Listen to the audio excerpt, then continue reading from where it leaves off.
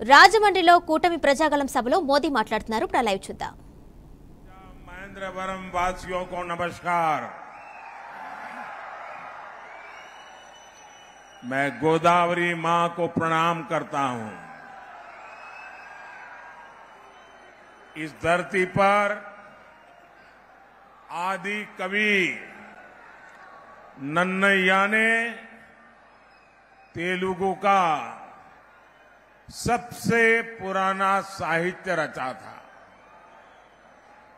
मैं देख रहा हूं आज वो धरती एक नया इतिहास रचने जा रही है। నా ఆంధ్ర కుటుంబ సభ్యులారా, రాజమహేంద్ర వాసులారా, మీ అందరికీ నమస్కారాలు. నేను తల్లి గోదావరికి తల వంచి నమస్కరిస్తున్నాను. ఈ నేల మీదే ఆదికవి నన్నయ్య తెలుగులో తొలి కావ్యాన్ని రచించారు. ఇప్పుడు ఈ నేల నుంచి కొత్త చరిత్ర ప్రారంభమవుతున్నది నాకు స్పష్టంగా కనిపిస్తోంది. साथियों, 13 मई को आप अपने वोट से आंध्र प्रदेश की विकास यात्रा का नया अध्याय शुरू करेंगे। लोकसभा चुनाव में तो एनडीए रिकॉर्ड बनाएगी ही, आंध्र विधानसभा में भी अगले 5 साल के लिए एनडीए सरकार तय हो जाएगी। ये विकसित आंध्र प्रदेश, विकसित भारत की तरफ बहुत बड़ा कदम होगा। साथियों, मैं साफ देख रहा हूं, मैं अभी यहां उड़ीसा से आ रहा हूं, वहां भी असेंबली के चुनाव चल रहे हैं, यहां भी असेंबली के चुनाव है। इस समय देश में जितने भी विधानसभा के चुनाव चल रहे हैं, सब में एनडीए की सरकार बनेगी। మిత్రులారా, 13 మే 13వ తారీఖున మీ ఓటుతో ఆంధ్రప్రదేశ్లో ఒక అభివృద్ధి యాత్రలో ఒక కొత్త అధ్యాయాన్ని మీరు ప్రారంభించబోతున్నారు. లోకసభ ఎన్నికల్లో ఎన్డీఏ విజయం సాధించి తీరుతుంది. కానీ దానితో పాటు ఆంధ్రప్రదేశ్ విధానసభలో రానున్న 5 సంవత్సరాలు ఎన్డీఏ ప్రభుత్వం ఉండబోతోంది. ఇది వికసిత ఆంధ్రప్రదేశ్, వికసిత భారతదేశంలో ఉన్నటువంటి ఒక పెద్ద అంతర్భాగంగా ఉండబోతోంది. మిత్రులారా, నాకు చాలా స్పష్టంగా కనిపిస్తోంది. నేను ఒడిశా నుంచి వచ్చాను. అక్కడ కూడా విధానసభ ఎన్నికలు జరుగుతున్నాయి. ఇక్కడ కూడా విధానసభ ఎన్నికలు జరుగుతున్నాయి. దేశం మొత్తం మీద ఎక్కడెక్కడ విధానసభ ఎన్నికలు జరిగాయో అన్ని చోట్ల ఎన్డీఏ ప్రభుత్వం ఏర్పాటు కాబోతోంది. साथियों, इस चुनाव में एक और कांग्रेस पार्टी है और दूसरी ओर वाईएसआर कांग्रेस है। कांग्रेस के नेता यहां नतीजों से पहले ही हार मान गए चुके हैं और आंध्र प्रदेश की जनता ने वाईएसआर कांग्रेस को भी पूरी तरह रिजेक्ट कर दिया है। आंध्र प्रदेश में वाईएसआर कांग्रेस को पूरे 5 इयर्स का अवसर मिला। इन्होंने ये 5 इयर्स भी बर्बाद किए और आंध्र को भी विकास में पीछे कर दिया।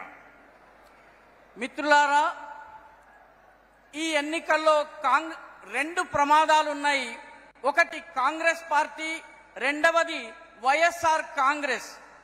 కాంగ్రెస్ నాయకులు ఎన్నికల ఫలితాలు వెలువడడానికి ముందే పరాజయాన్ని అంగీకరించారు.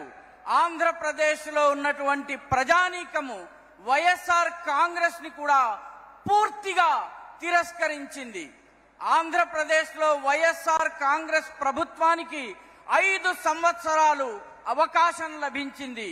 కానీ ఈ 5 సంవత్సరాలని వాళ్ళు పూర్తిగా వృధా చేశారు. అంతేకాకుండా ఆంధ్రప్రదేశ్ అభివృద్ధిని కూడా వెనక్కి వెళ్లేలా చేశారు.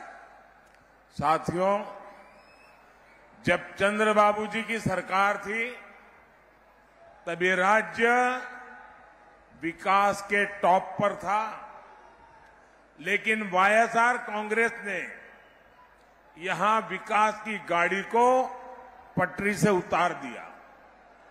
जनता के हित में काम करने के बजाय इस सरकार ने तो उल्टा आंध्र प्रदेश को ही भारी कर्ज में डुबो दिया।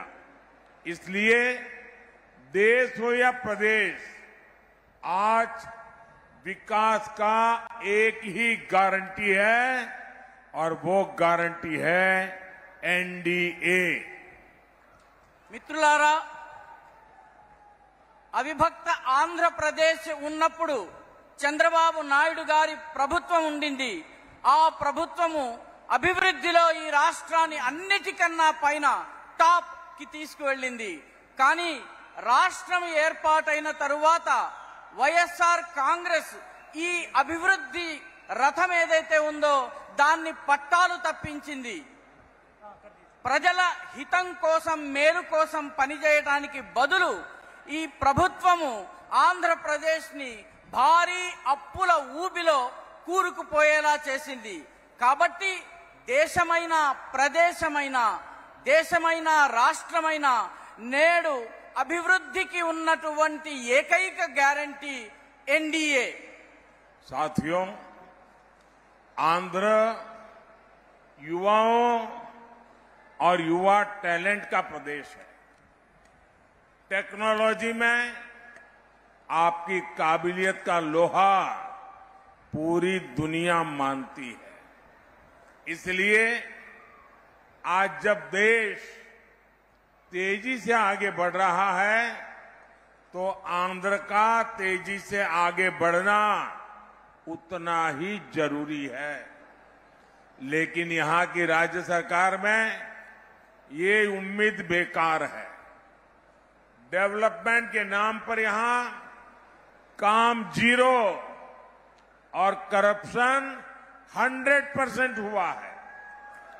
यहां केंद्र सरकार के प्रोजेक्ट्स को डीले करके जनता के हित को डिरेल कर दिया है।